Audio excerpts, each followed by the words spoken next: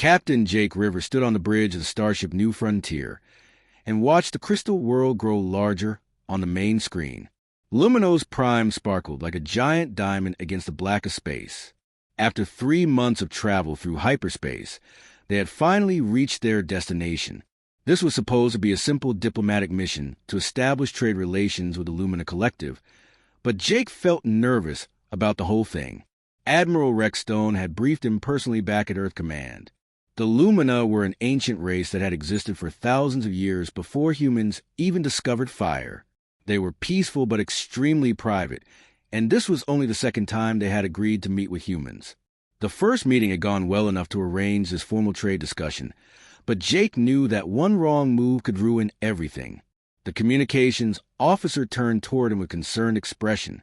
Lieutenant Tom Bradley had served with Jake for 5 years and knew his captain well enough to speak freely. Tom pressed a button on his console and spoke quietly so the rest of the bridge crew would not hear. "Captain, we are getting some strange readings from the Universal Translator," Tom said. "The technicians ran diagnostics 3 times, but they cannot find anything wrong with the hardware. The software keeps giving conflicting translations for some of the Lumina ceremonial phrases." Jake frowned and walked over to the communications station. The Universal Translator was humanity's greatest diplomatic tool. Without it, meaningful communication with alien species would be impossible. Most races had completely different vocal structures and language patterns. The Lumina spoke through harmonic vibrations that sounded like singing crystals to human ears. "What kind of conflicts are we talking about?" Jake asked while studying the readouts on Tom's screen. "Well, this phrase here translates as either formal trade greeting or sacred life bonding ceremony." Tom pointed to a string of symbols on his monitor. "And this one means either agreement to discuss terms or acceptance of eternal partnership. The computer cannot decide which translation is correct." Jake rubbed his forehead and tried to think. This was exactly the kind of problem he had been worried about. One mistranslation during the ceremony could cause a diplomatic incident that would set back human-Lumina relations for decades. But they had come too far to turn back now. Earth needed the advanced crystal technology that the Lumina possessed, and the Lumina had expressed interest in human agricultural techniques. "Run the diagnostics again," Jake ordered, "and contact the Lumina delegation to confirm the exact wording of the ceremony protocols. We cannot afford any mistakes down there." 2 hours later, the New Frontier settled into orbit around Luminos Prime. The planet's surface looked like it was made entirely of different colored crystals that reflected sunlight in brilliant rainbows. Cities rose from the crystal plains like geometric flowers, their spires reaching toward the sky in perfect mathematical patterns. Jake had never seen anything so beautiful or alien in his life. The shuttle bay doors opened, and Jake led a small diplomatic team toward the planet's surface. Along with Tom Bradley, the group included Dr. Maya Patel, their xenobiologist, and Ambassador Elena Cross, who had been sent from Earth specifically for this mission. Elena was a veteran diplomat who had successfully negotiated with 12 different alien species, but even she seemed nervous about meeting the Lumina. As their shuttle descended through the atmosphere, Jake noticed that the crystal formations on the planet's surface were not random. Everything had been grown or shaped into specific patterns that created a massive geometric design visible from space. The Lumina capital city sat at the center of this design like the hub of an enormous crystal wheel. The shuttle landed on a platform made of smooth blue crystal that hummed with harmonic vibrations when their engines powered down. A delegation of Lumina waited for them at the edge of the landing platform. Jake had seen pictures of the Lumina before, but meeting them in person was still shocking. They stood nearly 7 feet tall and appeared to be made of living crystal themselves. Their bodies were translucent and glowed with soft internal light that shifted between different colors as they moved. The leader of the Lumina delegation stepped forward, and Jake realized he was looking at Queen Lyra herself. She wore a crown of crystalline spikes that resonated with musical tones, and her entire body sparkled with what looked like stars trapped inside clear glass. Her face was humanoid but perfect in a way that made Jake feel like he was looking at a living work of art. High Chancellor Cade, the Lumina diplomatic representative, stood beside the Queen and began to speak. His voice sounded like wind chimes mixed with whale songs, but the universal translator in Jake's ear converted the sounds into English words. "Welcome, humans of Earth," Chancellor Cade said. "We are honored by your presence on our world. Queen Lyra of House Delaris has come personally to conduct the sacred ceremony of first bonding between our peoples." Jake felt a moment of confusion. The word bonding was not what he had expected to hear, but he assumed it was simply a formal way of describing their trade negotiations. Ambassador Elena stepped forward and began to deliver her prepared speech about peaceful cooperation and mutual benefit. Jake listened with half his attention while studying the Queen. There was something about Queen Lyra that captured his imagination completely. She moved with grace that seemed to defy gravity, and her crystalline features held an expression of wisdom and sadness that made Jake want to know her story. According to the intelligence briefings, she was over 800 years old, but she appeared young and vital. The briefings had also mentioned that the Lumina royal bloodline was in danger because the Queen had not produced an heir in over 2 centuries. Chancellor Cade finished his response to Elena's speech and began to explain the ceremony that would formalize their trade discussions.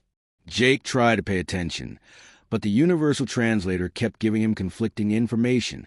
Sometimes the chancellor seemed to be talking about trade agreements, but other times the words sounded more like marriage vows. The ancient ritual requires the leaders of both peoples to share their life essence through physical contact, Chancellor Cade explained. This creates a bond of understanding and trust that will guide all future relations between our species. Captain Rivers, as the leader of the human delegation, will you accept this sacred responsibility? Jake looked at Elena, who nodded encouragingly. She obviously understood. This is a formal diplomatic procedure. Dr. Maya Patel was studying her scanner readings and taking notes about Lumina physiology. Tom Bradley watched from beside the shuttle with his hand resting on his sidearm, ready for any sign of trouble. Queen Lyra stepped toward Jake and extended her hand. Her crystalline fingers caught the light and threw rainbow patterns across the ground between them. When she spoke, her voice bypassed the universal translator completely and seemed to resonate directly inside Jake's mind. "Human Captain, your people are young but strong. My people are old and fading. Perhaps together we can create something new and wonderful," she said in perfect English. Jake was so surprised by her ability to speak his language that he forgot about the translator problems completely. He reached out and took her offered hand without hesitation. The moment their skin made contact, Jake felt a surge of energy unlike anything he had ever experienced. It was as if lightning had struck him, but instead of pain, he felt warmth and connection and understanding. Queen Lyra's eyes widened, and she began to glow more brightly. The other Lumina delegates started singing in harmonic voices that made the crystal ground beneath their feet vibrate with sympathetic resonance. Jake felt the energy flow between himself and the Queen intensify, and for a moment, he could sense her thoughts and emotions directly. He felt her loneliness and the desperate hope she carried for her people's survival. He understood that the Lumina were indeed fading, their birth rate declining with each generation until extinction seemed inevitable. But he also felt her sudden joy and amazement as the energy exchange revealed something she had never expected. The ceremony lasted only 30 seconds, but Jake felt like hours had passed when Queen Lyra finally released his hand. She stepped back with an expression of wonder and spoke to Chancellor Cade in rapid Lumina harmonics. The other delegates began responding with excitement, their crystalline bodies flashing with different colors as their emotions changed. Dr. Maya Patel's scanner began beeping frantically, and she stared at the readings with confusion. Elena looked between Jake and the Queen with growing concern as she tried to understand what had just happened. Tom Bradley moved closer to the group and spoke quietly into his communicator, reporting the situation to the ship. Chancellor Cade turned back to the human delegation with an expression that Jake could not read. When he spoke, his words sent shockwaves through the entire group. "The ritual is complete, and the results are beyond anything we had hoped for," Chancellor Cade announced. "Captain Rivers has accepted the sacred bonding with our Queen, and their life essences are now joined. By the ancient laws of our people, they are bound together in eternal partnership." Elena started to protest that there had been some kind of misunderstanding, but Chancellor Cade continued speaking before she could interrupt. "More importantly, the bonding has achieved what we believed was impossible. Our medical scanners detect the beginning of new life within Queen Lyra. Captain Rivers, you have given our queen the greatest gift imaginable. You have given her a child. Jake felt the world spin around him as the full implications of the Chancellor's words sank in. This had not been a trade ceremony at all. Somehow, through a combination of translator errors and cultural misunderstanding, he had just participated in an alien reproductive ritual. The queen of an entire species was now pregnant with his child, and according to their laws, he was now her eternal partner. Queen Lyra looked at him with eyes that sparkled like stars, and when she spoke, her joy was unmistakable. "You got me pregnant, human," she said in English, her voice filled with happiness and wonder. "After 200 years of emptiness, you have given me hope for the future. Our child will be something the galaxy has never seen before." Jake Rivers, career military officer and diplomatic captain, stood on a crystal platform on an alien world and tried to comprehend how his simple trade mission had just changed the course of galactic history. The news spread across the galaxy faster than Jake had thought possible. Within 48 hours of the bonding ceremony, every major news network in known space was broadcasting the story of the human captain who had accidentally impregnated an alien queen. Jake sat in what the Lumina called a meditation chamber, which looked like the inside of a giant crystal geode, and watched the reports on a holographic display that floated in the air before him. The reactions varied wildly depending on which species was commenting.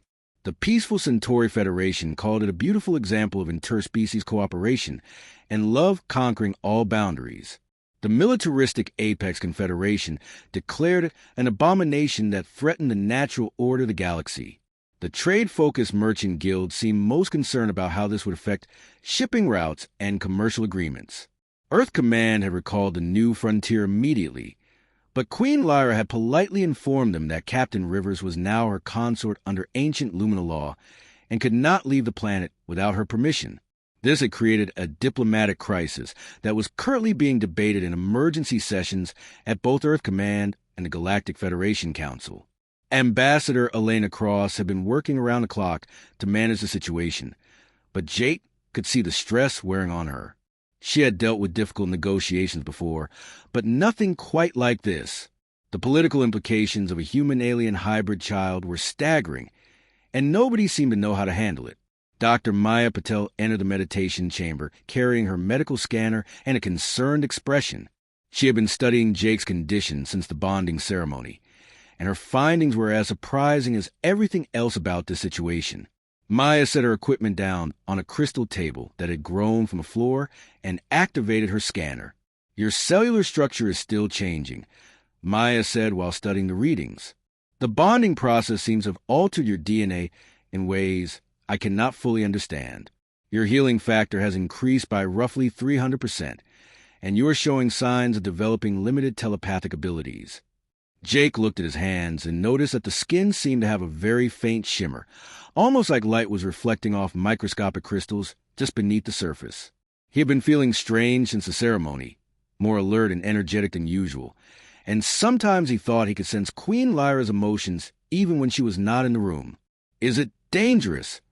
Jake asked, though he was not sure he wanted to know the answer. "I do not think so," Maya replied while taking additional readings. "If anything, the changes seem to be beneficial. Your immune system is stronger, your reflexes are faster, and your brain activity shows increased activity in areas associated with pattern recognition and strategic thinking. It is as if the bonding process took the best aspects of both human and Lumina physiology and combined them." Queen Lyra entered the chamber through an archway that had not been there moments before. The Lumina could apparently reshape their crystal structures at will, which still amazed Jake even after 3 days on their world. She moved with her characteristic grace and settled onto a chair that grew from the floor to accommodate her. "Dr. Patel is correct about the beneficial nature of the changes," Queen Lyra said in her perfect English. "The bonding process was designed by our ancestors to create optimal conditions for reproduction and partnership between different life forms. Your species and mine are more compatible than we ever imagined possible." Jake studied her face, looking for any sign of regret or concern about their situation, but all he saw was contentment and growing excitement. Queen Lyra had explained that the Lumina did not experience pregnancy the same way humans did. The child was developing within a crystalline matrix inside her body, and she could sense its growth and development directly. How are our respective governments handling the situation? Jake asked, though he suspected he already knew the answer. Queen Lyra's expression became more serious, and the light within her body shifted to cooler blue tones. There are complications. Elder Vex and the traditionalist faction within my own people believe the pregnancy should be terminated. They argue that mixing our bloodlines violates ancient laws and could weaken our species further. And Earth Command wants me to come home for debriefing and medical examination, Jake added. Admiral Stone has been sending increasingly urgent messages about my duty to humanity and the potential security risks of staying here. Maya finished her scans and packed her equipment away. She had been documenting everything for her eventual report to Earth Command, but Jake suspected that report would not be filed anytime soon. The political situation was too delicate for complete transparency. Tom Bradley appeared in the doorway, and Jake noticed that his friend and former first officer looked uncomfortable in the crystalline surroundings. Tom had volunteered to stay with Jake on Luminos Prime, while the New Frontier returned to Earth with Elena Cross and most of the diplomatic team. Captain, there's a situation developing that you need to know about, Tom said with the tone he used when delivering bad news. Long-range sensors are detecting a fleet of ships heading toward the system. The configurations match Apex Confederation warships. Queen Lyra stood quickly, and her body flashed with alarm colors that Jake was beginning to recognize. The Apex Confederation was known throughout the galaxy for their aggressive expansion policies, and their belief that military strength was the only thing that mattered. If they were sending warships to Luminos Prime, it could only mean trouble. How many ships? Queen Lyra asked while her crystalline crown began resonating with high-pitched tones that Jake realized were some kind of communication system. At least 30 vessels, including several dreadnoughts, Tom replied. They will arrive in approximately 18 hours at their current speed. We are also receiving communication intercepts that suggest other species are mobilizing fleets as well. Jake felt a cold knot form in his stomach as he realized the implications. The galaxy was choosing sides over his unborn child, and some of those sides apparently intended to use military force to resolve the situation. He had wanted to serve his species with honor and distinction, but he had never imagined that his personal choices would lead to the possibility of interstellar war. Dr. Maya Patel looked up from her notes with a worried expression. There's something else you need to know about the pregnancy. My scans indicate that the child is developing far faster than either human or Lumina normal rates. If this acceleration continues, Queen Lyra could give birth within 3 to 4 months instead of the typical Lumina gestation period of 2 years. That is not the most remarkable aspect, Queen Lyra added while her communication crown continued its harmonic conversations with unseen Lumina officials. I can sense the child's consciousness already beginning to form, and it seems to possess abilities that neither of our species has ever demonstrated. The infant appears to be able to interface directly with our crystal technology, even from within the womb. Jake tried to process this information while simultaneously worrying about the approaching warships and the political crisis that seemed to be spiraling out of control. His child was developing superhuman abilities.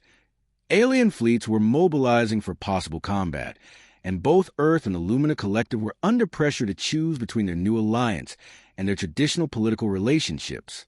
Tom Bradley moved closer and spoke quietly, so only Jake could hear. Admiral Stone sent a personal message for you. He said that Earth Command is prepared to extract you by force if necessary, but they would prefer your voluntary cooperation. There's also a message from your sister asking if you have lost your mind. Jake almost smiled at that last part. His sister had always been direct in her opinions, and he could imagine her reaction to news reports about his alien romance and impending fatherhood. But the smile faded as he considered the impossible choice he was facing. If he returned to Earth, he would be abandoning Queen Lyra and their child during a time when they most needed protection and support. But if he stayed on Luminos Prime, he would effectively be defecting from Earth Command and possibly triggering the very war he was trying to prevent. Queen Lyra seemed to sense his internal struggle, and she moved closer to place her crystalline hand on his shoulder. The touch sent warmth through his body and somehow made his thoughts clearer and calmer. Jake Rivers, you must understand that this choice is not just about us, she said with gentle firmness. Our child represents something new in the galaxy, a bridge between species that could change everything. There are those who fear change and those who welcome it, but the choice of which path the galaxy takes may depend on the choices we make in the next few days. Chancellor Cade entered the chamber through another newly formed archway, and his usual diplomatic composure was replaced by obvious concern. He began speaking in rapid Lumina harmonics to Queen Lyra, and Jake noticed that his universal translator was providing clearer translations than it had during the ceremony. Your Majesty, the Council of Houses has voted. 7 houses support your bonding and pregnancy, but 5 houses demand immediate termination to prevent contamination of the bloodline. Elder Vex has declared that he will not recognize any hybrid offspring as legitimate heir to the throne. Queen Lyra's body flashed with anger colors that made the entire chamber ring like a bell. Elder Vex has forgotten that our people face extinction without new genetic diversity. This child may be our salvation, not our doom.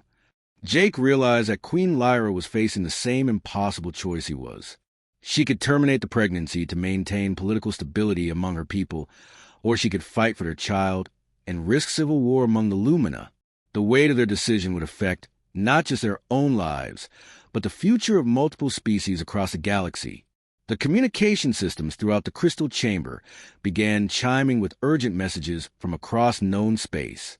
Jake looked around at the faces of his companions and made his decision. He would not abandon his child or the woman who carried it, regardless of the consequences. If the galaxy wanted a war over love and hope for the future, then he would give them the fight of their lives. The Apex fleet dropped out of hyperspace like a swarm of angry metal insects. Jake watched from the crystal observation tower as 30 warships took aggressive positions around Luminos Prime. The lead vessel was a massive dreadnought that looked like it had been designed for intimidation rather than exploration. Its weapon ports were clearly visible, and its hull bore the scars of many battles. Queen Lyra stood beside him, her pregnancy now obvious even though only 6 weeks had passed since the bonding ceremony. The crystalline matrix where their child was developing glowed softly within her translucent body, and Jake could sometimes see movement inside when the light caught it just right. Dr. Maya Patel had confirmed that the child was developing at an incredible rate and showing brain activity that defied all known medical understanding. "They want to speak with both of us," Queen Lyra said while reading messages from her communication crown. "Queen Zara of the Apex Confederation demands that we surrender the hybrid child for what she calls galactic security evaluation." Jake felt anger rise in his chest at the thought of anyone threatening his unborn child. The changes in his body had made his emotions more intense, and he had to concentrate to keep his temper under control. The enhanced reflexes and strength that came with his transformation were useful, but they also made him more dangerous when provoked. Tom Bradley entered the observation chamber, carrying a tablet full of intelligence reports. His expression was grim, and Jake could tell that the news was not good. Tom had been monitoring communications from across the galaxy, and the situation was deteriorating rapidly. "Captain, it gets worse," Tom said while activating the holographic display. "The Centauri Federation has sent a diplomatic fleet to show support, but they are outnumbered 3-1 by Apex forces. We are also detecting ships from the Draconian Empire and the Silicon Collective moving toward this system." "What about Earth Command?" Jake asked, though he was not sure he wanted to hear the answer. "Admiral Stone is leading a battle group from the Terran Defense Fleet, but they are still 2 days away at maximum speed. The political situation on Earth is chaotic. Some politicians want to disavow you completely to avoid war, while others are calling for full military support to protect human interests." Queen Lyra moved to a crystal control panel and began interfacing directly with the planetary defense systems. Jake watched in amazement as her hand seemed to merge with the crystal surface, and information flowed between her consciousness and the computer systems through pure thought. The Lumina technology was unlike anything humans had ever developed, based on living crystal that could be controlled through bioelectric fields. "Our planetary shields are at maximum strength, and all defense platforms are active," Queen Lyra reported. "But we cannot withstand a sustained attack from so many ships. The Lumina have always relied on diplomacy rather than military strength." Jake studied the tactical display and felt his enhanced pattern recognition abilities analyzing the enemy formations. Something about the Apex deployment seemed wrong, too aggressive for a simple intimidation mission. They had positioned their ships for a full-scale bombardment rather than negotiation. Dr. Maya Patel burst into the chamber, carrying her medical scanner, and looking more excited than worried. She had been conducting continuous monitoring of the pregnancy, and her latest readings were apparently significant enough to interrupt their military planning. "You need to see this immediately," Maya said while activating her scanner display. "The child is not just developing faster than expected. It is actively communicating." The scanner showed brainwave patterns that pulsed in complex rhythms. But more importantly, Jake could see that the patterns were responding to external stimuli. When Maya spoke, the brain waves changed. When Jake moved closer to Queen Lyra, the activity increased. The unborn child was somehow aware of its surroundings. "There is more," Maya continued while adjusting her scanner settings. "The child seems to be interfacing with the Lumina crystal technology just like its mother, but it is also generating electromagnetic patterns that match human neural frequencies. It is as if the baby is trying to bridge the gap between both species." Queen Lyra placed her hands on her belly and closed her eyes in concentration. After a moment, her expression changed to wonder and then concern. She opened her eyes and looked directly at Jake with an intensity that made him step closer. "The child is trying to tell us something," Queen Lyra said in a voice filled with amazement. "It can sense the hostile intentions of the Apex fleet, but it also senses something else. There's deception in their approach." Jake was about to ask what she meant when alarms began sounding throughout the Crystal City. The communication systems activated automatically, and Queen Zara's image appeared on the holographic displays throughout the chamber. The Apex Queen was a fearsome figure with metallic skin and predatory eyes that seemed to glow with internal fire. "People of Luminos Prime, I am Queen Zara of the Apex Confederation," the image announced in a voice that sounded like grinding metal. "You are harboring an abomination that threatens the stability of our galaxy. Surrender the hybrid child and the human responsible for this contamination, and no harm will come to your world." Jake felt Queen Lyra's hand grip his arm as they listened to the ultimatum. Queen Zara continued speaking, but her words revealed the true extent of the threat they were facing. "The child you carry represents a dangerous precedent that could lead to the mixing of all species and the destruction of racial purity throughout known space. We cannot allow this corruption to spread. You have 6 hours to comply with our demands, or we will take action to protect galactic security." The transmission ended, and Jake realized that they were facing something much worse than a simple diplomatic crisis. This was about fear and prejudice on a galactic scale, with his family caught in the middle of forces that were larger than any individual could comprehend. Tom Bradley activated his own communication system and began receiving updates from various sources throughout the galaxy. His expression grew more troubled as each report came in, and Jake could see that the news was getting worse by the minute. "Captain, intelligence reports suggest that this was planned long before your bonding ceremony," Tom said while reading from his tablet. "The Apex Confederation has been building a coalition of species opposed to what they call genetic contamination. They view interspecies reproduction as an existential threat to their concept of racial superiority." Chancellor Cade appeared in the chamber through his usual method of creating doorways in the crystal walls. His normally calm demeanor was replaced by obvious agitation, and Jake could see that the political situation among the Lumina was reaching a crisis point as well. "Your Majesty, Elder Vex has declared himself regent and is claiming that your pregnancy has made you unfit to rule," Chancellor Cade reported with obvious distress. "He is demanding that the Council of Houses remove you from power and terminate the pregnancy immediately." Queen Lyra's body flashed with anger colors that made the entire chamber ring with harmonic vibrations. Jake could feel her rage through their psychic connection, but he also sensed something else. The child was responding to its mother's emotions, and Jake realized that their baby was somehow trying to calm Queen Lyra from within the womb. "Elder Vex has forgotten that I am queen by right of bloodline, not by political appointment," Queen Lyra said with deadly calm. "But more importantly, he has forgotten that our people face extinction without new genetic diversity. This child may be our only hope for survival. Dr. Maya Patel looked up from her scanner with an expression of scientific excitement mixed with concern. She had been monitoring the child's responses throughout the crisis, and her readings were showing patterns that defied explanation. The baby is definitely responding to the external threat, Maya reported while studying her data. But it is also generating some kind of field that seems to be affecting the crystal technology throughout the city. Power levels are increasing, defensive systems are optimizing themselves, and the planetary shields are becoming more efficient.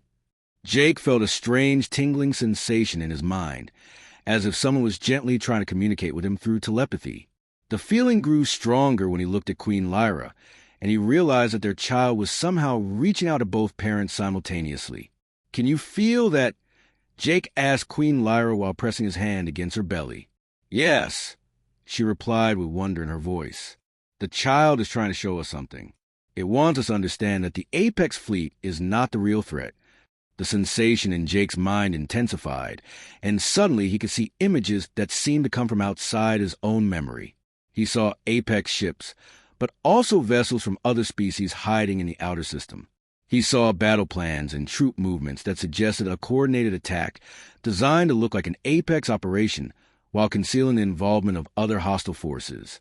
"The child can see beyond our immediate surroundings," Queen Lyra said with growing excitement. "It is somehow connected to the crystal network of our entire world, and through that network, it can detect ships and intentions across the whole system." Jake understood what his unborn child was trying to tell them. The Apex fleet was a distraction, designed to focus their attention on the obvious threat, while hidden enemies prepared to attack from unexpected directions. But more than that, the child seemed to know that some of the approaching ships contained allies rather than enemies. Tom Bradley's communication system suddenly activated with priority alerts from multiple sources. His expression changed from concern to amazement as he read the incoming messages. "Captain, you are not going to believe this," Tom said while staring at his display.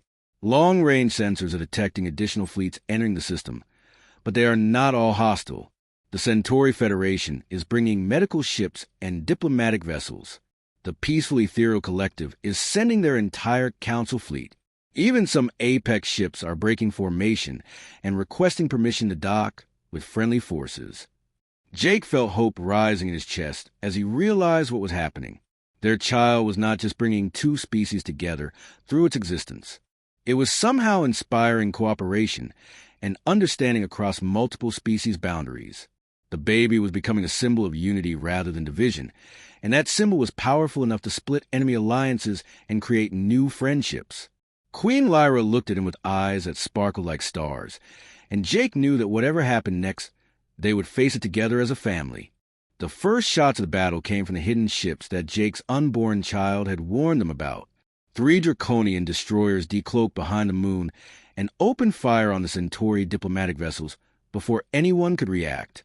The surprise attack killed hundreds of peaceful delegates who had come to show support for the new alliance between humans and Lumina. Jake watched the battle unfold from the Crystal Command Center that Queen Lyra had grown from the floor of their chamber. His enhanced senses allowed him to track multiple ships simultaneously, and his strategic thinking had become sharper since the bonding. But even with his new abilities, the scope of the conflict was overwhelming. 37 ships from 6 different species, Tom Bradley reported while monitoring communications from across the battle zone. The Apex forces are split down the middle. Half are attacking anything that moves, but the other half are defending the Centauri medical ships. Queen Lyra stood at the center of the crystal control system with her hands merged directly into the living computers. Her pregnancy had reached the 3-month mark in only 8 weeks, and the child was now large enough that Jake could see distinct limbs moving inside the crystalline matrix. More importantly, the baby seemed to be actively helping its mother coordinate the planetary defense systems. "The child is interfacing with every crystal formation on the planet," Queen Lyra said with amazement in her voice. "It can sense the intentions and emotions of every ship commander in the battle. It knows who are enemies and who are potential allies." Dr. Maya Patel worked frantically at her scanner station, trying to document the incredible abilities their child was displaying. The baby's brain activity was off any scale she had ever seen, and the electromagnetic fields it was generating were affecting technology throughout the star system. The child is not just sensing emotions, Maya reported while studying her readings. It is actually projecting some kind of empathic field that is making enemies reconsider their actions. Several Apex captains have reported feeling overwhelming sadness when they target civilian ships. Jake felt the mental connection with his child intensify, and suddenly he could sense the battle from a completely different perspective, through the baby's consciousness. He experienced the fear and confusion of ship crews throughout the system. But more than that, he could feel the child's determination to prevent unnecessary death and suffering. The sensation was unlike anything Jake had ever experienced.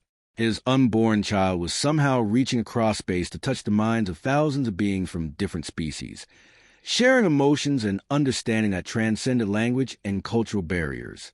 The baby was not just developing superhuman abilities. It was becoming a bridge between minds that had never been able to truly communicate before. Admiral Rex Stone's voice crackled through the communication system as the Earth Defense Fleet finally arrived in the outer system. Jake felt relief at hearing his old commander's voice, but he also sensed through his child that the Admiral was bringing complications along with reinforcements. Jake Rivers, this is Admiral Stone aboard the battleship Defiant. The message began. Earth Command has authorized me to extract you from the planet's surface by any means necessary. The political situation on Earth is deteriorating rapidly, and some factions are demanding that we disavow all involvement in this conflict. Queen Lyra looked at Jake with concern, and he could feel her worry through their psychic bond.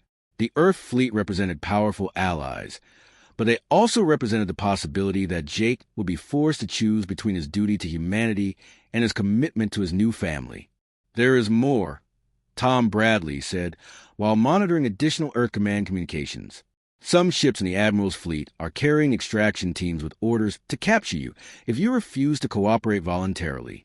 But other ships are loaded with medical supplies and defensive equipment to help protect this world. Jake realized that Earth Command was as divided as every other organization in the galaxy. Some humans saw his child as a threat to be eliminated, while others viewed the baby as humanity's greatest opportunity for expansion and growth among the stars. Chancellor Cade appeared through a crystal doorway, but his usual diplomatic composure had been replaced by obvious desperation. The political situation among the Lumina had reached a breaking point, and Jake could see that Queen Lyra's own people were preparing to take action against her. Your Majesty, Elder Vex has seized control of the northern crystal cities, Chancellor Cade reported with distress. He is claiming that your pregnancy has driven you insane, and that the hybrid child is controlling your mind. Half the Council of Houses has declared loyalty to his regency. Queen Lyra's body flashed with anger colors, but Jake noticed that the child seemed to be moderating her emotional responses. Instead of the rage he would have expected, she displayed a calm determination that reminded him of his own military training. Elder Vex has forgotten that our people are dying, Queen Lyra said with steel in her voice. Our birth rate has dropped to near zero, and within 2 generations, the Lumina will be extinct. This child represents our only hope for genetic renewal, and I will not allow fear and prejudice to destroy that hope. The battle in space intensified as more ships arrived from both sides. Jake watched through his enhanced senses as Queen Zara's flagship engaged Admiral Stone's battleship in direct combat. The 2 massive vessels traded devastating blows, while smaller ships swarmed around them like insects around giants. But something strange was happening among the ship crews on both sides. Jake could sense through his child that the baby's empathic influence was spreading throughout the battle zone. Enemy gunners were hesitating before firing on ships with civilians aboard.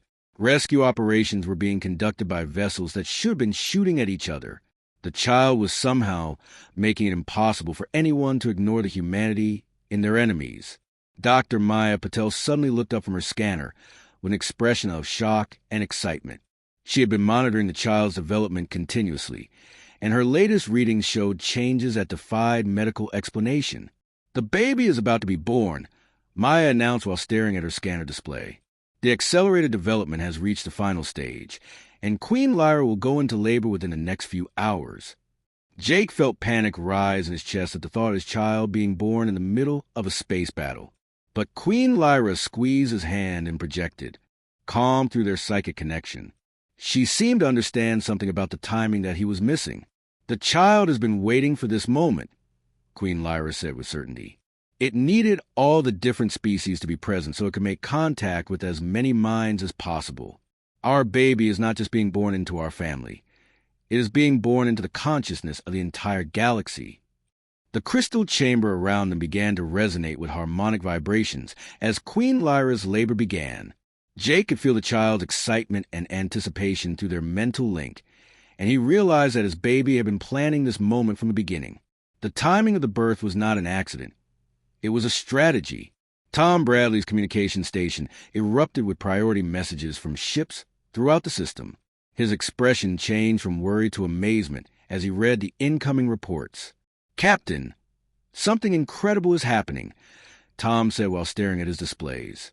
Ship crews from every species are reporting the same phenomenon. They are experiencing direct mental contact with what they describe as a pure consciousness that radiates love and understanding. Jake understood what was happening. His child was using the moment of birth to reach out to every mind in the system simultaneously. The baby was introducing itself to the galaxy not through words or actions, but through direct emotional connection that bypassed all barriers of language and culture. Queen Zara's image appeared on a holographic display, but her usual aggressive demeanor had been replaced by confusion and wonder. The Apex Queen's metallic features showed emotions that Jake would never have expected from such a warlike species. "What is this presence that touches my mind?" Queen Zara demanded, but her voice lacked its usual menace. "I feel compassion for enemies I should destroy and understanding for species I have always considered inferior." Jake realized that his child was already changing the galaxy through its mere existence. The baby had not even been fully born yet, but it was already creating connections and understanding between species that had been enemies for centuries. Admiral Stone's voice came through the communication system again, but his tone had changed completely from his earlier message. The hard military commander sounded confused and moved by emotions he could not fully understand. "Jake, I do not know what is happening, but I feel like I am connected to every person in this system," Admiral Stone said with wonder in his voice. "Enemy and ally alike. I can sense their hopes and fears as if they were my own. How is this possible?" Queen Lyra gripped Jake's hand tightly as another contraction swept through her body. The crystalline matrix around their child was beginning to dissolve, and Jake could see that the birth was entering its final stage. But more than that, he could feel his child's consciousness expanding outward to embrace every mind within light years of their position. "The child is creating a network of understanding," Queen Lyra said through her labor pains. "It is showing everyone that we are all connected, regardless of species or culture or past conflicts. Our baby is teaching the galaxy to see through the eyes of others." Jake held Queen Lyra's hand and prepared to meet his child, knowing that the next few moments would change the course of galactic history forever. Prince Alex Rivers was born at exactly the moment when every weapon in the star system stopped firing. Jake held his son for the first time and felt the child's consciousness brush against his mind like a warm breeze. The baby appeared mostly human, but with crystalline markings along his arms and eyes that shifted color with his emotions. More importantly, Alex radiated a sense of peace and understanding that seemed to flow outward from his tiny body to touch every mind within reach. Queen Lyra smiled with exhaustion and joy as she watched Jake cradle their son. The birth had been surprisingly easy, as if the child had been eager to enter the world and begin his work of bringing different species together. Dr. Maya Patel scanned the newborn with her medical equipment and shook her head in amazement at the readings. "His brain activity is unlike anything in medical literature," Maya reported while studying her scanner display. "The child seems to be processing information from thousands of different sources simultaneously, but instead of being overwhelmed, he appears to be organizing into patterns that make sense across species barriers." Tom Bradley looked up from his communication station with an expression of wonder and disbelief. The messages flooding in from ships throughout the system all contained variations of the same impossible story. "Captain, every ship commander in the battle zone is reporting the same experience," Tom said while reading from his displays. At the moment of the child's birth, they felt a wave of understanding that allowed them to see the conflict from every perspective simultaneously. Former enemies are now working together to rescue survivors and provide medical aid. Jake looked down at his son and marveled at the tiny face that already seemed wise beyond its years. Prince Alex opened his eyes and looked directly at his father, and Jake felt a flood of love and purpose that was stronger than anything he had ever experienced. But more than parental affection, Jake sensed that his child understood the larger purpose of his existence. Queen Zara's image appeared on the holographic display, but her usual aggressive demeanor had been completely replaced by something that looked like humility. The Apex Queen's metallic features showed emotions that Jake would never have thought possible from such a warlike species. "Human Captain and Queen Lyra, I must speak with you about what has just occurred," Queen Zara said with a voice that lacked all trace of menace. "When your child was born, I experienced the memories and emotions of every species I have ever considered an enemy. I felt their fear of my people and understood their reasons for opposing our expansion. I cannot continue this battle knowing what I now know." Admiral Stone's voice came through the communication system with similar wonder and confusion. The hardened military commander sounded like he was struggling to process experiences that challenged everything he thought he knew about warfare and diplomacy. "Jake, I felt the thoughts and feelings of every Lumina on the planet during the birth," Admiral Stone reported with amazement.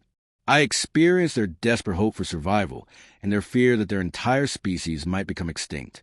How can Earth Command expect me to separate a father from his child when I understand what that child means for galactic peace?" Chancellor Cade entered the chamber through a newly formed crystal doorway, and his expression showed the same mixture of awe and confusion that everyone else was displaying. The political crisis among the Lumina had apparently resolved itself in the most unexpected way possible. "Your Majesty, Elder Vex has requested an audience to formally apologize for his opposition to your pregnancy," Chancellor Cade announced with obvious relief. "He claims that the child's birth allowed him to experience the genetic memories of our ancient ancestors, and he now understands that interspecies cooperation was always part of our evolutionary destiny." Prince Alex made a small sound that was somewhere between a human baby's cry and the harmonic resonance of Lumina communication. Jake felt his son's consciousness reaching out to touch the minds of everyone in the chamber, sharing emotions and understanding that transcended all barriers of language and culture. Dr. Maya Patel continued her medical scans of the newborn while documenting the impossible readings for her eventual report to Earth Command. Everything about Prince Alex defied scientific explanation, but Maya was beginning to understand that some phenomena could only be experienced rather than measured. "The child's neural patterns are creating what I can only describe as an empathy field," Maya explained while studying her data. "Anyone within approximately 1 light year of his position experiences enhanced ability to understand the thoughts and emotions of other beings. It is as if he is teaching everyone to see through each other's eyes." Tom Bradley activated a new set of displays, showing the wider political situation throughout the galaxy. The reports coming in from other star systems were as remarkable as the changes occurring in their immediate vicinity. "Captain, the effects are spreading beyond the system," Tom reported with excitement. "The Galactic Federation Council has called an emergency session to discuss what they are calling the Great Understanding. Species that have been enemies for centuries are requesting peace negotiations and cultural exchange programs." Jake looked around the chamber at the faces of his friends and allies, and he realized that his son had already accomplished something that countless diplomats and warriors had failed to achieve throughout galactic history. Prince Alex had created a foundation of understanding that made war seem not just wrong, but genuinely impossible between thinking beings who could truly comprehend each other's perspectives. Queen Lyra sat up carefully and extended her arms to hold their son. When Prince Alex was placed in her embrace, both parents felt his consciousness expand to include them in a family bond that was deeper than anything either human or Lumina psychology had ever described. They were not just related by genetics and emotion, they were connected at the level of consciousness itself. "He is showing us what the galaxy could become," Queen Lyra said with tears of joy sparkling in her crystalline eyes. "A place where every species understands and values every other species, where differences are celebrated rather than feared." Admiral Stone requested permission to come down to the planet's surface, and his tone suggested that this was a personal request rather than an official military action. The admiral who had arrived to forcibly extract Jake was now asking to meet the child who would change his entire understanding of the universe. Queen Zara made a similar request, as did representatives from dozens of other species throughout the system. Prince Alex had become the center of attention for the entire galaxy, but Jake sensed through their psychic connection that his son welcomed this responsibility rather than being overwhelmed by it. Dr. Maya Patel packed away her medical equipment and began preparing her preliminary report about the birth and its effects. As a scientist, she was trained to be skeptical of phenomena that could not be easily explained, but the evidence of Prince Alex's abilities was impossible to ignore. I will recommend Earth Command that this child be protected and supported rather than studied and contained, Maya announced while closing her scanner case. Prince Alex represents the next step in galactic evolution, and humanity should be proud to have contributed to his existence. 3 months later, Jake stood on a crystal balcony overlooking the capital city of Luminose Prime and watched his son play with representatives from 12 different species. Prince Alex had grown rapidly and was already walking and speaking simple words in multiple languages. More importantly, his presence continued to facilitate understanding and cooperation between beings who had never been able to communicate effectively before. The Galactic Federation had established a new council specifically dedicated to interspecies cooperation and cultural exchange. Queen Zara had become one of the strongest advocates for peaceful expansion and mutual aid between species. Admiral Stone had requested reassignment to diplomatic duties and was now working to establish joint human-alien colonies throughout known space. Tom Bradley entered the balcony area carrying a message tablet and wearing the uniform of the new Interspecies Communication Corps. His role had evolved from military officer to cultural liaison, and Jake could see that his friend was happier in his new position than he had ever been as a combat officer. Captain, the first graduation ceremony for the Interspecies Academy is next week, Tom announced while showing Jake the invitation on his tablet. Prince Alex is the honorary guest, and representatives from 47 different species will be attending. Jake smiled as he watched his son demonstrate to a young Centauri how human children played games with balls. Prince Alex seemed to understand instinctively that learning could be fun regardless of species, and he had a gift for making everyone around him feel included and valued. Queen Lyra joined him on the balcony carrying a crystal tablet that displayed reports from throughout the galaxy. Her role had expanded from planetary ruler to galactic advocate for understanding and cooperation. The Lumina were no longer facing extinction. Instead, they had become the center of a new renaissance of interspecies collaboration. The birth rate among our people has increased by 300% since Alex was born, Queen Lyra reported with obvious happiness. But more importantly, 17 other species have reported similar increases. It appears that hope and optimism have powerful effects on reproductive success. Jake picked up his son and felt the familiar warmth of their psychic connection. Prince Alex looked up at his father with eyes that seemed to hold the wisdom of the entire galaxy, and Jake knew that their family had helped create something wonderful and lasting. 5 years had passed since the accidental diplomatic ceremony that changed everything, and Jake often marveled at how one moment of confusion had led to such profound transformation. His son was growing up in a galaxy where war between thinking beings was becoming increasingly rare, where cultural exchange was valued more than territorial conquest, and where every child learned to see beauty in differences rather than fear. Prince Alex spoke his first complete sentence in perfect English while looking up at the stars above their crystal city. "Daddy, when can I visit all the other worlds and meet all the other children?" the 5-year-old asked with the innocent curiosity that had already changed the course of galactic civilization. Jake looked at Queen Lyra and saw his own joy reflected in her sparkling eyes. Their son was ready to take his next steps toward fulfilling his destiny as a bridge between species and a teacher of understanding.